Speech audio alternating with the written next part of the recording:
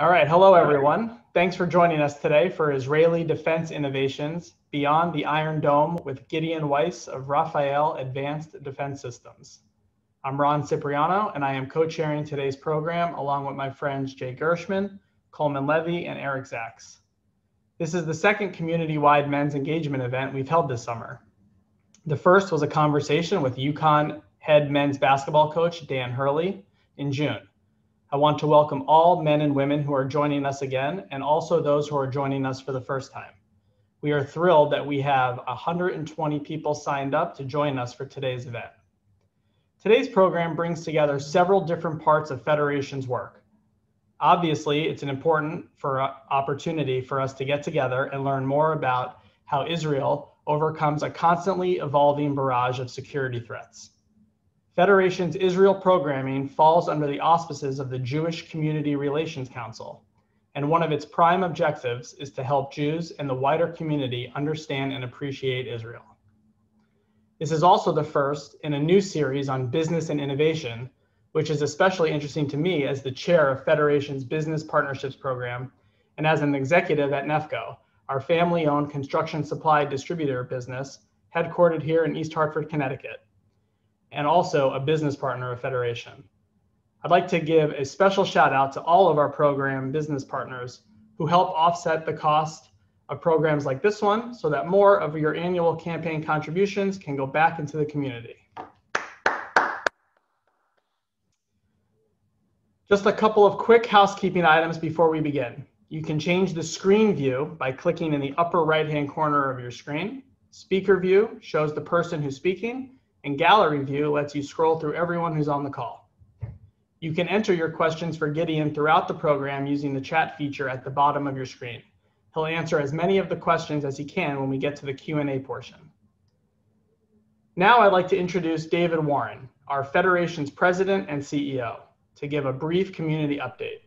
For those of you who haven't met David, he has been with Federation for over a year. Previously, he had a distinguished 20-plus year career with ADL as its regional director in Connecticut and at its New York headquarters, where he most recently served as vice president of regional operations and advancement. And before that, David worked as an attorney in Farmington and Wethersfield.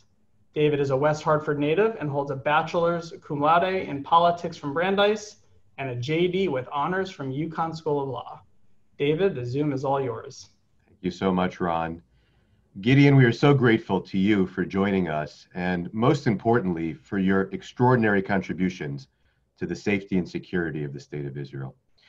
The timing of this event and your work could not be more perfect in terms of a connection to this week's Torah portion. The Torah portion this week opens with the sentence, Ki tetzeh lemilchama al oivecha. If, or when you go out to war, against your enemies. Al oivecha, against your enemies, can also be translated as above your enemies. So what does above your enemies mean? One interpretation of above your enemies is that it's an admonition to approach your enemy with superior strength. That, of course, in fact, is part of Israel's military doctrine, at least in a qualitative sense. And Rafael is certainly critical in maintaining Israel's military superiority. Above your enemies can also be interpreted in a more metaphorical sense of approaching your enemies from a high moral posture, including how you conduct yourself in war. And again, Rafael's technology is critical in this regard. As we will hear, it often allows Israel to defend itself without massive retaliation, thereby saving not only Israeli lives, but the lives of civilians on the other side. Israel's technological superiority, exemplified by the work of Rafael, is also a key reason why the UAE, the United Arab Emirates, is now making peace with Israel. Israel's strength and its ability to share technology with others are key factors driving collaboration and peace between Israel and some of its neighbors. So how is this program relevant to the Jewish Federation's values and work to the support that so many of you provide every year. Our federation was founded in the 1940s, shortly before the birth of the State of Israel. And from the very beginning, support for Israel was core to our work. In 1948, this community raised, in today's dollars, over $14 million in a special campaign for Israel. And similar support has been provided at every critical step in Israel's history. Today, roughly 25% of our campaign, of our allocable campaign, supports social service needs in Israel and the needs of Jews around the world. These dollars bolster Israel's security by bolstering its social fabric and safety net, helping tens of thousands of Jews start new lives, and supporting dozens of critical programs, everything from support for at-risk youth to assistance for Ethiopian immigrants and women in crisis. The Federation is also a lead voice advocating for Israel, especially now, combating anti-Israel bias and building bridges of understanding. Finally, Israel continues to play a vital role in our own Jewish identity. Federation strengthens that identity through missions, many programs, and our Israeli young emissaries who come every year, live with local families, and engage thousands of our children, teenagers, and community members in ways that deepen their identity and indeed connect them to Israel. With all of that as background, Gideon, we are so excited to learn more about Rafael's critical work. And now it's my pleasure to introduce Gary Greenberg, President of Birkin Manufacturing and co-chair of the Federation's Wallenberg Society.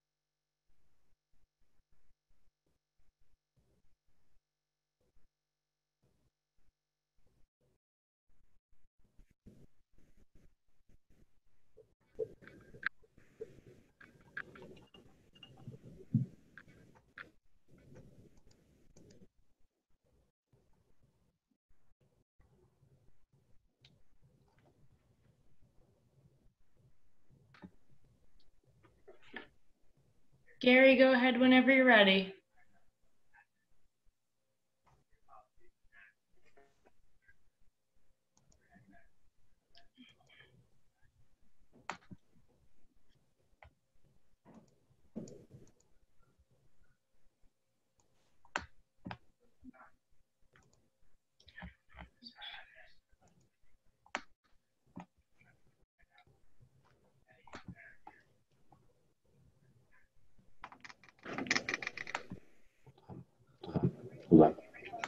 Oh, okay.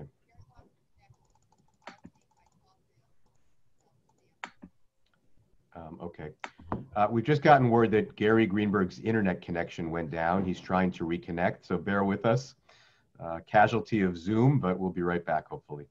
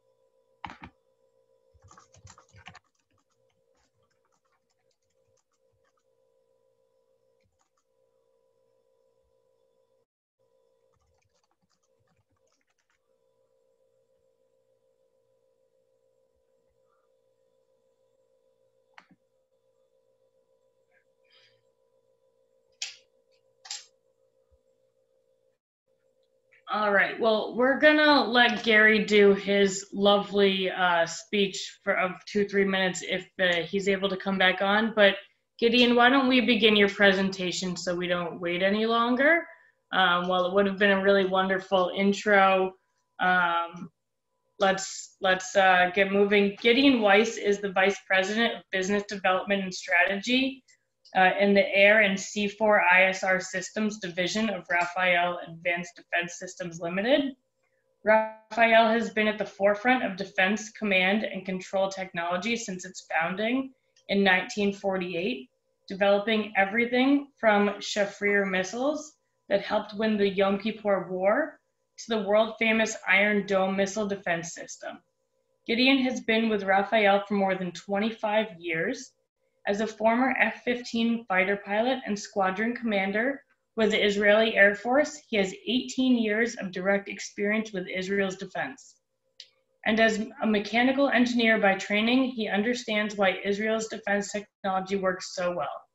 Today, Gideon is going to give us an exclusive behind-the-scenes look at some of the latest defense innovations. And afterward, he'll take your questions. Please give a warm welcome to Gideon Weiss.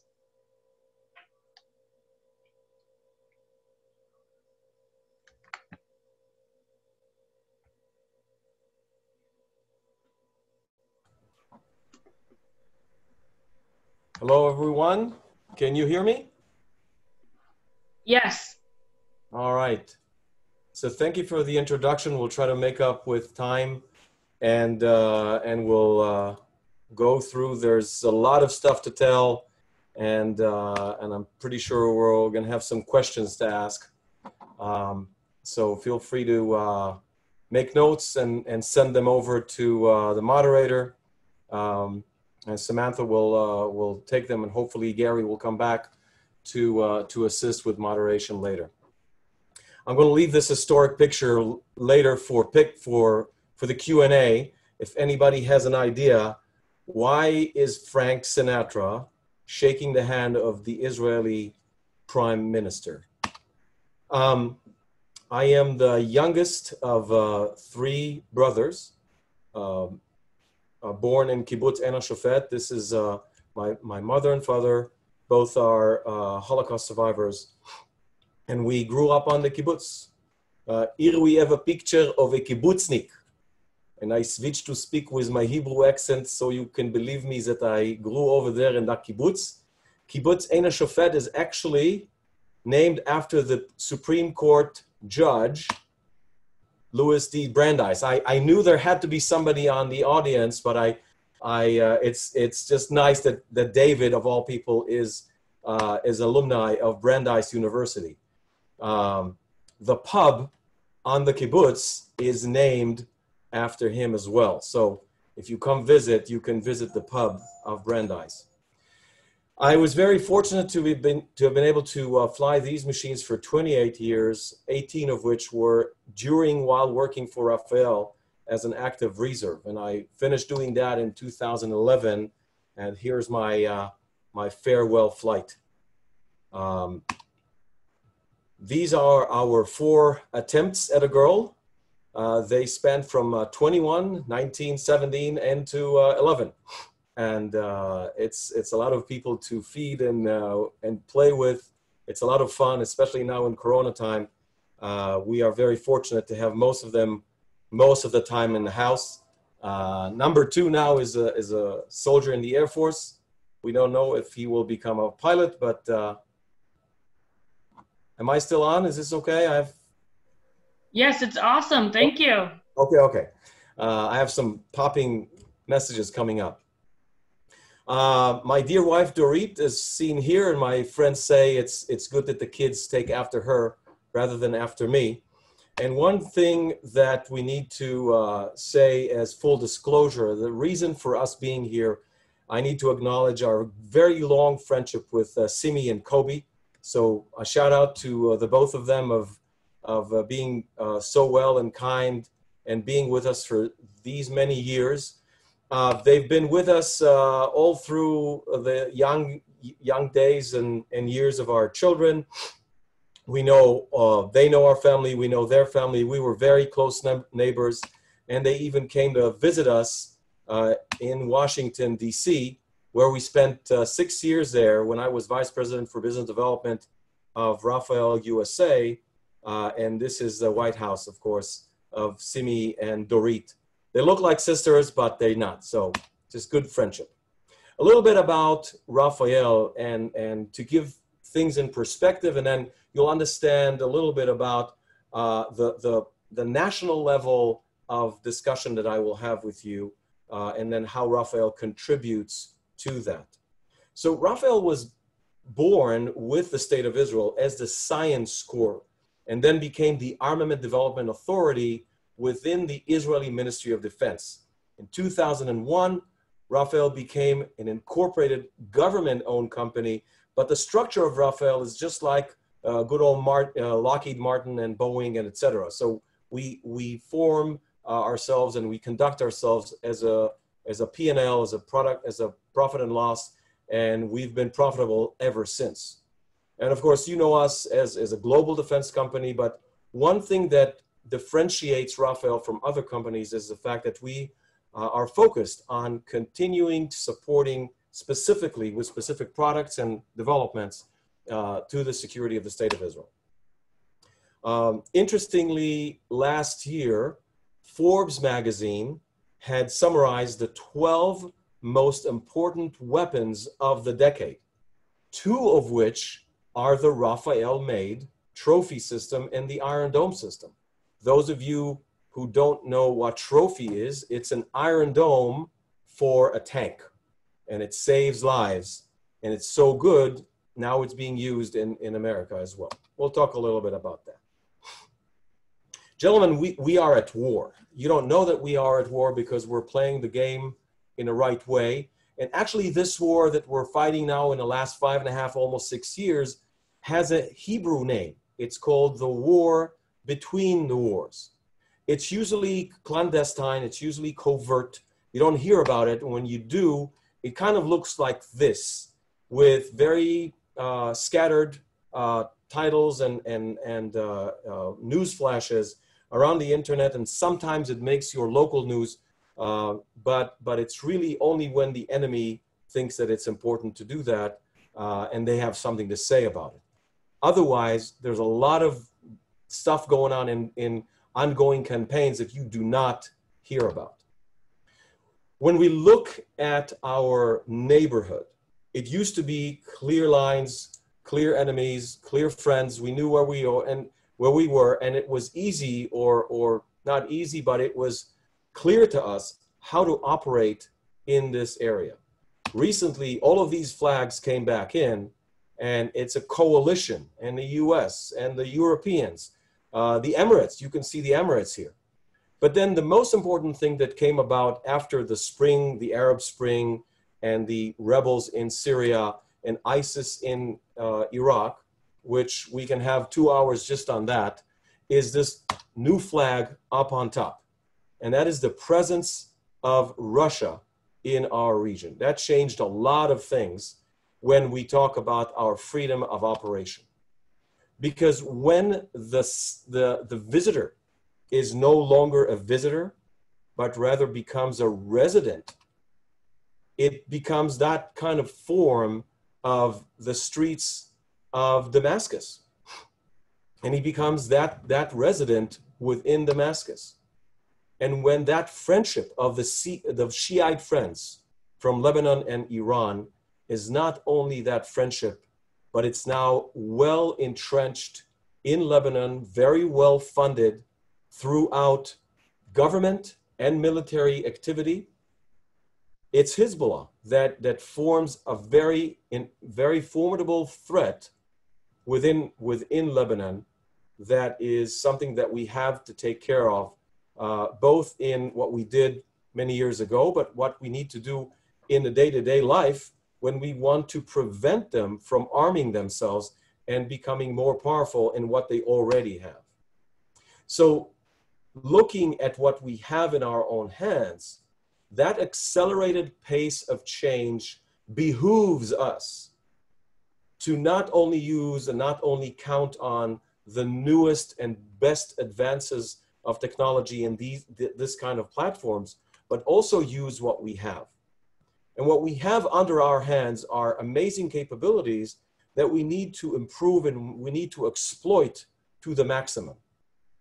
Under this good old F-16 that you see in front of you, you can see under the right and left wings two weapons that don't mean a lot to you, but it means a lot to the victory of what we need to do on a day-to-day basis in this campaign. Here's a photo uploaded to the internet about 1.5 years ago from Syrians in the heart of Syria. And they claim that this is remnants of a Spice 2000 weapon after having destroyed a ground-to-air anti-aircraft battery. 6 months later, we see this photo in Jerusalem of the National Defense Award ceremony. These are Rafael, this is my Rafael team, receiving the 52nd award for Spice 1000. This is the world first artificial intelligent weapon that has a range of over 130 kilometers, and it does not need to use GPS. This weapon comes in and homes in on the target with absolute precision, only using autonomous artificial intelligence that uses completely passive imagery from the target. It looks at the world, it knows where it is, it knows how to navigate and select that aim point over the target. It uses video. And in this little video, you can see that in real time, autonomously, this weapon can select the target, can track a moving target, and can home in on a fast moving target with bullseye precision. And that enables that lethality and freedom of operation in this amazing and complex arena that we have. Coming back to the national level, the challenges that Israel has in terms of its strategy, in terms of its reliance of what do we need to do in order to stay alive and to stay here. It's no longer what we had 72 years ago. Now Israel is a very well-established country with very good economy. Our strength is throughout the world and the Middle East. And so our problems are different today. So the 4 pillars of strategic defense are as follows. The first one is deterrence. And deterrence is many things, of course. It's not only this kind of platform that we can show off and understand that when we have this platform, we have a lot of capabilities, but it's also other things that we need to embed in the minds of our enemies, that they know that there is consequence to stuff that they do. First is deterrence. Second is defense. And in defense, there are several layers of defense. The first one is this kind of passive defense of how we build our infrastructure, how we build our roads, how we build our homes even. Every home has a safe home, has a safe house, a safe room within every home. That's the passive type of defense that we have. Second is the active defense that we need to have. So Israel is employing 3 layers of active defense. The upper layer is called the arrow system. It's from the upper atmosphere or above the atmosphere. Inside the atmosphere, we have David Sling, and the Iron Dome is below everything. So this photo of the Iron Dome is the lowest layer against these shorter range rockets to protect cities and assets all over Israel. The third is the cybersecurity, is the digital defense that we must give our country. And Rafael contributes to that by the fact that we are the prime contractor of Israel's national CERT in Beersheba. We are the prime contractor for Israel's railways, national railways, cybersecurity, and the National Bank Credit Bureau. So all of these pillars of defense we provide as national asset. The third is the capability to have offensive capability. And with that comes the necessity to have freedom of operation, air, land, and naval operations. So these capabilities are not just the weapons that we have, it's the way we deploy them, it's the way we use them in combat, and it's the freedom of operation to use them such that it's not just offensive, but it's pinpoint. It's the fact that we use it, as David said, morally. We use it with minimal collateral damage. We use it with pinpoint precision, and we use it smart in the best way to achieve our goals without causing havoc around. And the fourth, of course, is intelligence. And when we talk about intelligence, it's not only the ability to create these photos and understand what the enemy is doing, where their assets are. It's the ability to cover the entire theater in which we operate. And there's no single person and there's no single group. The smartest people of 8,200 cannot do this without our ability to put AI, artificial intelligence, that can cover this and can automatically identify targets and flag them in a way that they will contribute on a day-to-day basis in real time with actionable intelligence for the warfighter. This is one thing. The second thing is the digital intelligence, the cyber intelligence, the ability to understand trends, the ability to analyze the trends in cybersecurity and around the world, and what that connects to our enemies and what they want to do. So that is another pillar in which AI needs to be applied. Rafael is working in a long haul mission state of mind. We're looking not only at what we need to do tomorrow and in the next year, but also what we need to do in the long run. And that behooves us to do a lot of planning and a lot of strategic thinking of how to invest and how to conduct ourselves. So one of the things that you can highlight is how Iron Dome changed our lives. And certainly, it's not only changed our lives in a way that we're feeling better protected, but it makes our retaliation against our enemies much more sustained, much more contained. We can contain our retaliation because there's less injuries on our side. And that changes everyone's minds in terms of, yes, Iron Dome does the work. There used to be some years of debate whether this is just a spin or does it really do the work. And I think coming close to 3,000 successful interceptions at a rate of more than 90% success rate, everyone is very well in agreement with that. And so you see something like this that people do before they get married. They get to get pictures, some of them on the beach, but this is one place that people go to get pictures. And when you go up to the one and only ski resort that we have in Israel, the Mount Hermon, you may encounter an Iron Dome battery that's right there with you when you're skiing, protecting your life. Brace yourselves for the next video. Having fun in Mount Hermon.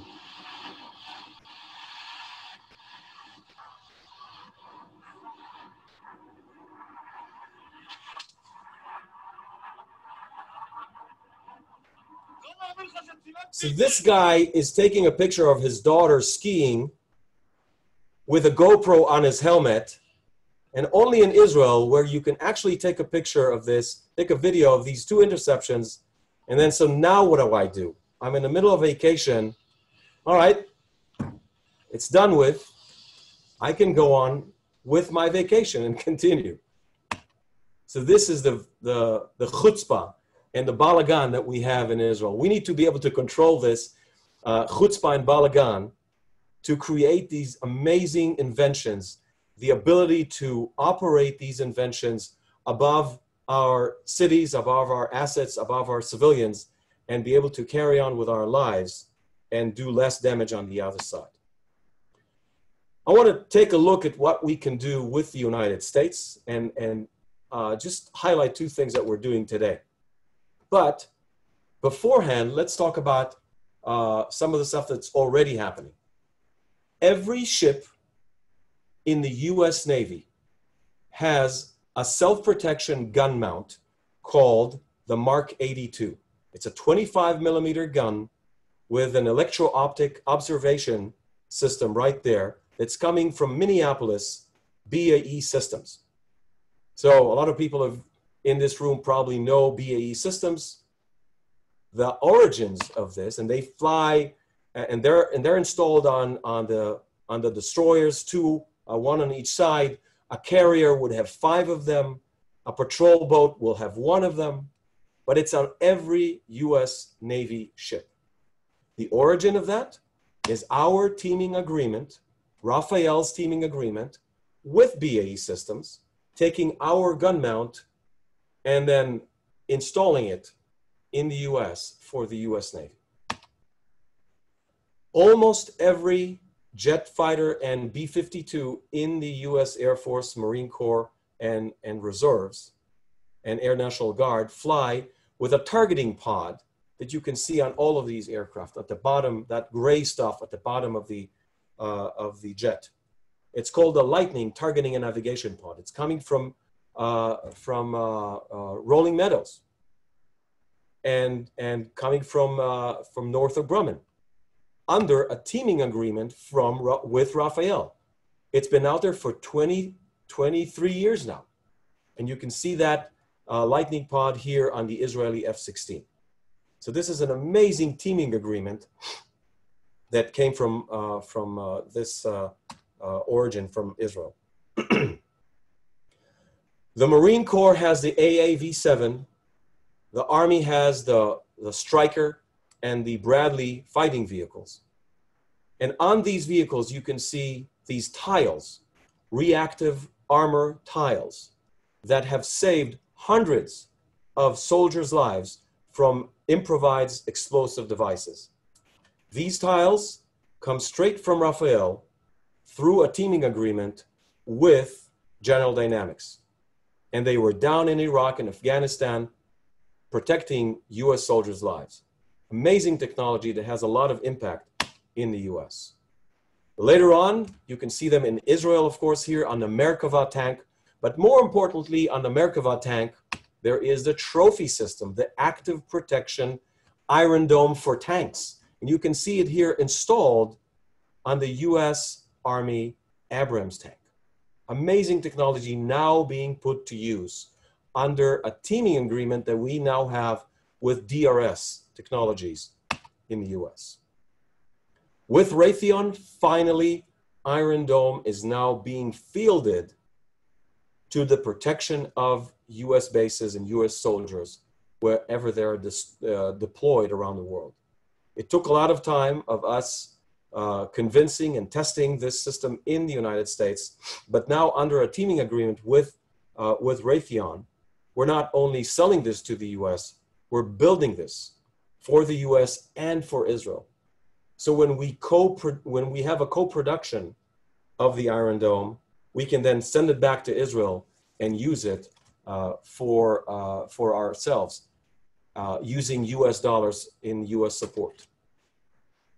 I want to wrap it up, and I'm going to leave a lot of time for questions. And after Gary comes back up, hopefully he's already up, we can have some Q&A and you can make some questions. But I want to wrap it up here with a little bit of twist from the Rafael picture of something personal that I want to share with you. By nature, who we are in the world, Rafael is a global company and we have to do a lot of teaming agreements. So you can see the big names here, the Raytheon and the Lockheed Martin, General Dynamics, Northrop Grumman, Boeing, Elbit, IAI, many companies, not only from the US, but also from Europe and from Asia. I want to highlight one company that has significance to us. It's a little company from Germany with whom we started doing business about 16 years ago. It's called Dynamit Nobel Defense. That company had a little bit of a business there. We started doing business with them. Then we decided it was important for us to have our footprint in Germany. And Rafael invested a few good millions of dollars and actually under an M&A process bought that company completely. So in the last about 14 years, we actually own this company. All right, now think about this German company that we now own and rewind back 75, 76 years. That company exists and it is a supplier of explosives to the Third Reich. And who are their forced labor? By nature, most of their forced labor is forced labor Jews. So we discovered that out of the family of this five people, the three sisters shown in this picture have survived working as forced labor Jews in this company, producing those explosives for the Third Reich. And the significance of that is that this is my family. The woman on the left is my mother. Here is us right now. My mother is now, God bless her, she's 91, and she's still doing okay. She lives on the kibbutz. We recently discovered this amazing document of 20 October of 1944. It's a shipping document from Auschwitz to Allendorf of Germany, where DND have their facilities. And the three Adler sisters are listed up on top here. 23005 is the number on my mom's arm, and you can still identify that. Now, coming back to 2006, this is an amazing picture. My F-15s flying over Auschwitz. This is the main gate of Auschwitz. This is the main railway entrance into Auschwitz. So to think about where we were 75 years ago and our strength today, our relationship with Germany and the entire world today is so different. So all of these four pillars of defense that I talked about earlier can actually be manifested by these pictures. My F-15s flying over Auschwitz. And with this, I want to thank you, and I can hand over back and maybe take some pictures and maybe answer that historic question later. But back to you, Samantha. So thank you so much, Gideon. That was incredible. We appear to have Gary back. So Gary, if you can go ahead and accept the unmute, then hopefully we can begin your portion of the presentation. If not, we're gonna skip ahead to Q&A. Oh, I see Gary just unmuted, so I'm gonna share my screen for his wonderful pictures, and then we can begin.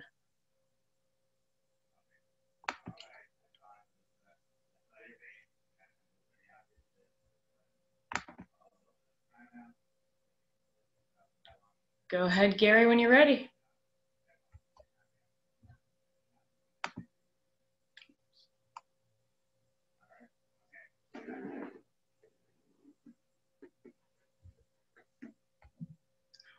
Gotta unmute.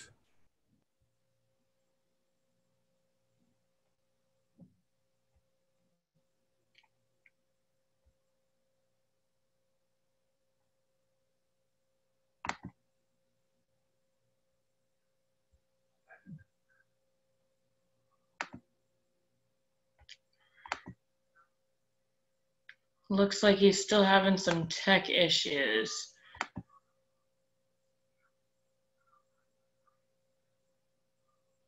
All right, so Eric Zaks, I'm going to let you step in and give us a little assistance here. We're gonna head over to Q&A time.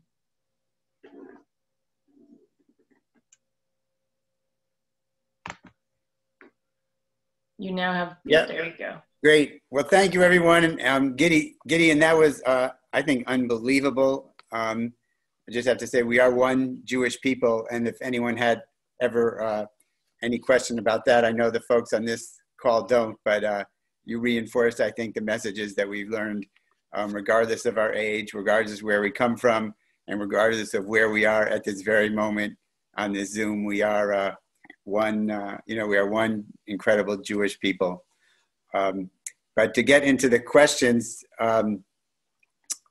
two questions. Obviously there's a lot of in the newspaper about the incendiary balloons coming from Gaza. And can you just speak to, do any of the systems that you discussed or any others address how the balloons coming from Gaza? Yeah, I'll be short on that. I cannot expound, but there is a solution to detect these. It still is a very big challenge because there's a lot of clutter going on, and in most cases, a balloon like this would look like a bird or something else because it's so small. So it's very hard to track it and to understand where it is. In many of the cases, let's put it this way. The cases that you hear about are those that escaped and just flew by and were not detected. There are a lot of cases where forces know where they're going to land, and they either can catch them in the air or they go straight where they land and then they disarm them. But this is a real problem.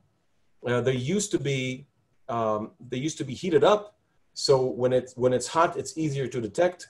Now they realized the heat is something that we can pick up on, and so they put the balloons with helium, and it's much more difficult to detect. So sometimes it works, sometimes it doesn't. The vigilance of the people, that passive defense that the people have in that region is the best alert that everyone has. Thank you. Obviously, the latest news of the peace treaty between Israel and the UAE, there's a lot of discussion about the F-35s being sold to the UAE.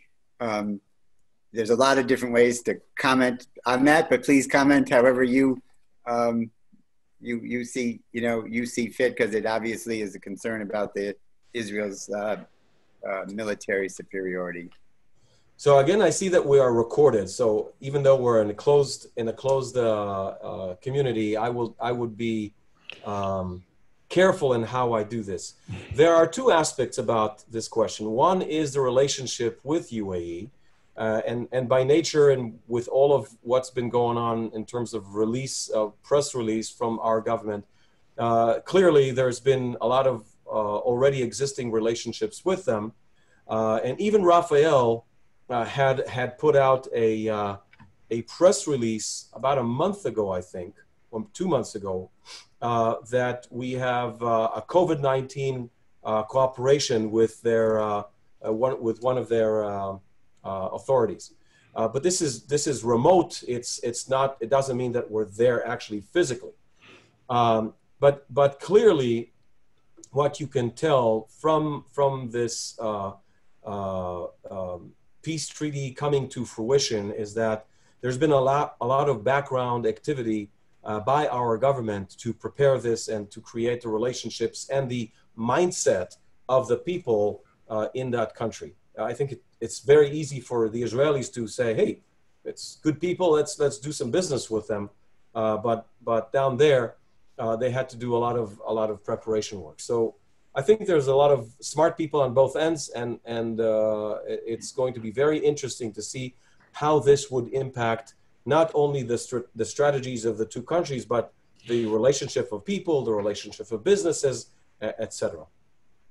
The other side of what you asked pertains to the F-35. So I will not comment because this is really a part of the Israeli government to comment the policy. But when you look at this, the dilemma that this imposes on all of us, by the way, not just Israel, it's both Israel and the US government. a law that came into power, I believe 78 or 79, is called the QME Act. It's a rule of the law. It's a law of the land in the U.S. that says that Israel must have QME, qualitative military edge. And that means that Israel must that the U.S. must ensure that at all time Israel has an edge over its neighbors, even with the peace accord. It started with the peace with Egypt. It continued with the peace with Jordan. It continued with the sale of F-16s and F-15s to our other neighbors here, to Kuwait and UAE and of course, Saudi Arabia.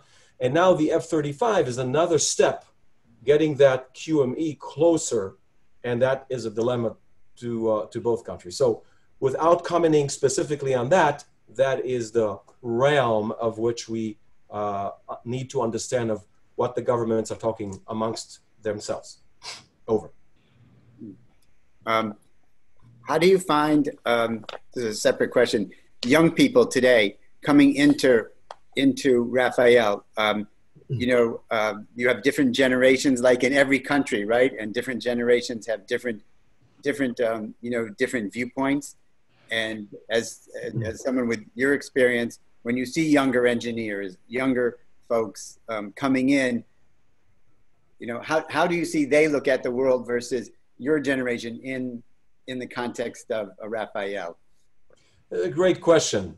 First of all, when I look at the mirror, I still consider myself young, but I'm 55, and the average age of Rafael has now gone down to 40, 44, which is a good trend, which means less of us old farts and more young people, because they're very smart. Oh, here's Gary. I'm here. Oh, okay. So I'll finish this and hand over to you. We have millennials, and millennials are not only a problem, but the problem that it imposes on us, and it behooves us, Rafael in general, not just HR, but how we conduct our business, is not just to be up here, up north. Because you may think of Israel as a very small country, but driving up here to my facility or to the other facility, these two facilities near Haifa are still up here in the north. And the hipsters from Tel Aviv want to ride to work either on a bicycle or on a scooter. And in their backpack, they have their dog.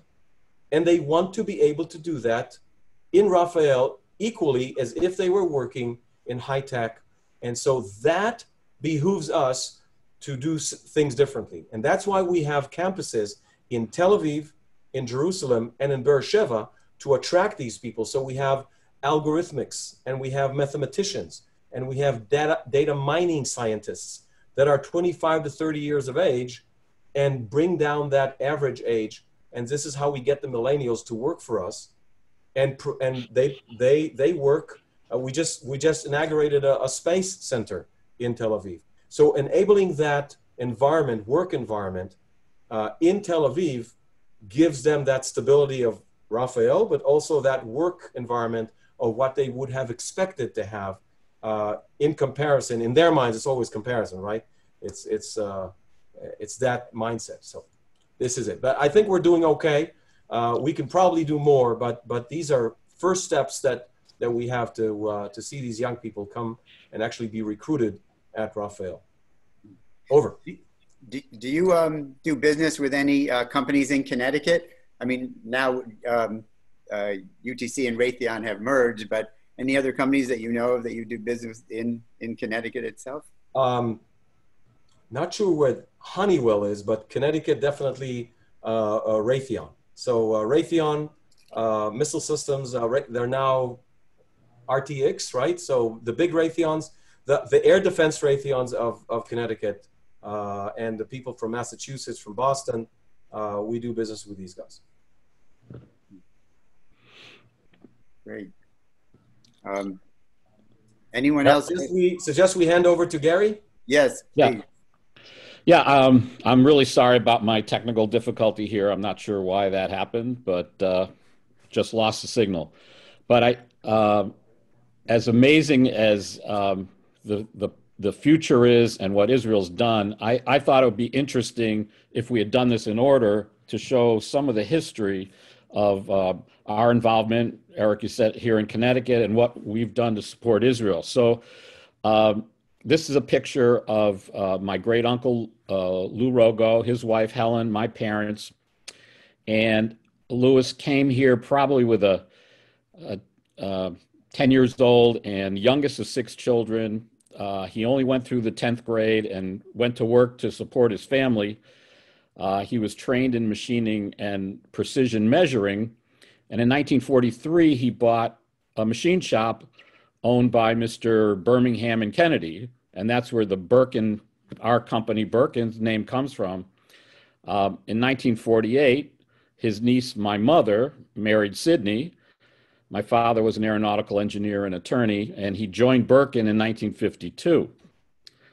So Louis, if you don't know, was a dedicated and active Zionist. He had no children, and his passion was the survival and flourishing of Israel.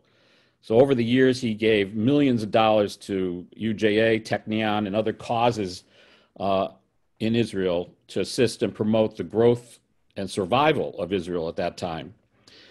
And the Birkin business grew in the manufacture of precision metal parts for aircraft engines, missiles, and armaments.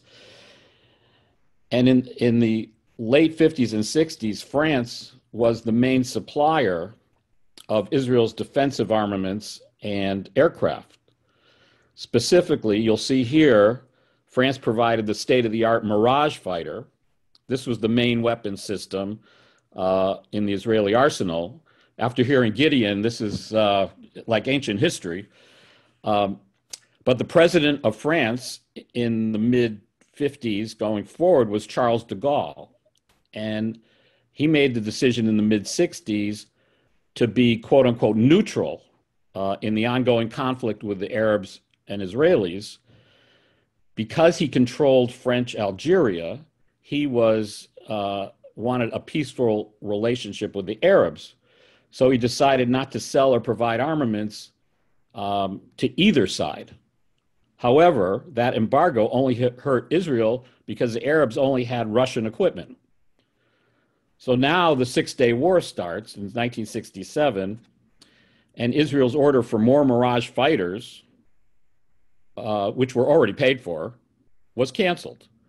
So there were no spare parts for the existing fleet and no new equipment.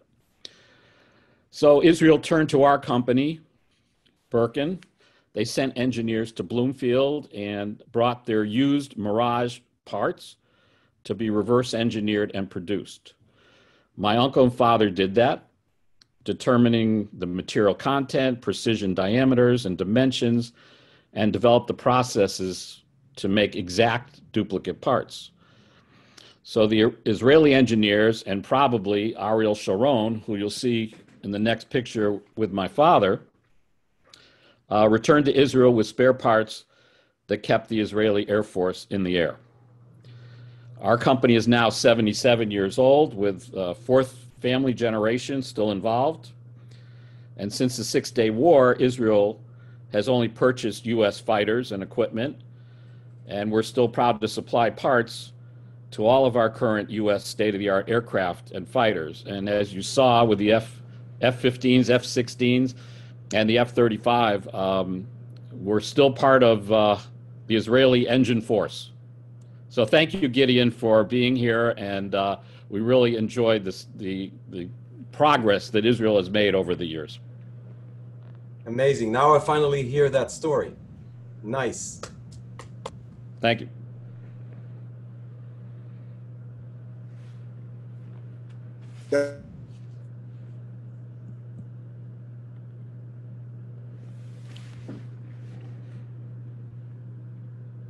Thank you. I thought I unmuted. Thank you. The connections are unbelievable between Gideon's history and Gary's, and we're so glad and appreciative to both of you. I have to give a special shout out really to the entire Federation team for helping out Sam and Bill, Debbie and David, and especially to Simi, because it's that lifelong friendship that you had that we are one world as Jews and staying, staying connected. And especially, so special thanks to Simi. And as Jews, Rosh Hashanah is coming up soon. I think that that's a time of renewal. It's a time of connection. It's a time of camaraderie.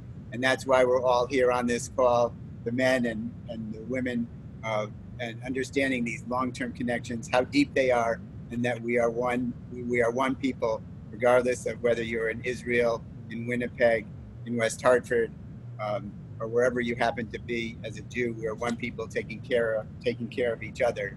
And that's why Federation is so key, and why having a strong community here, having an understanding and passing those values on to our kids is so, and so important. So we're really appreciative of that. We appreciate your time today. We appreciate your financial support. We all know that the work of Federation can't happen without money. And so we really appreciate that and appreciate your support this coming year. This is a part of a 3-part series of business and innovation.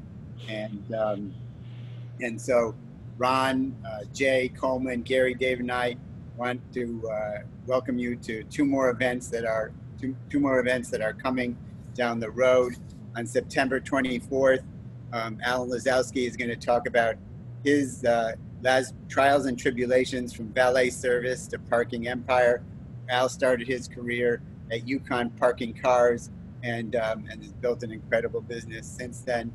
And then my son, actually, Ben, on November 18th, the impact of cannabis legalization of patients and entrepreneurs, who's the chief operating officer of Fine Federal. So if you want to discuss more, a business partnership or anything, or any other ideas you have for expanding our band of brothers, please reach out to any of us. We really wish everyone good health. We appreciate your time, and very much appreciate, again, Gideon and Gary and your incredible story. I think that connection between your mother and buying the German company and you flying over in your jet over Auschwitz shows that miracles do happen, but they only happen because of the incredible commitment and hard work of the people on this call, the team at Federation, and many, many other, thankfully, thousands and millions and others who devote themselves and understand the importance of Jewish values. And so we couldn't be more appreciative to everyone for their time, and so glad that Gary was able to come back and tell his incredible story of the connection between West Hartford and those values that were passed on to him from his uncle, great uncle, and parents onto us. So thank you so much, everyone, and have a wonderful day, and please stay safe and healthy.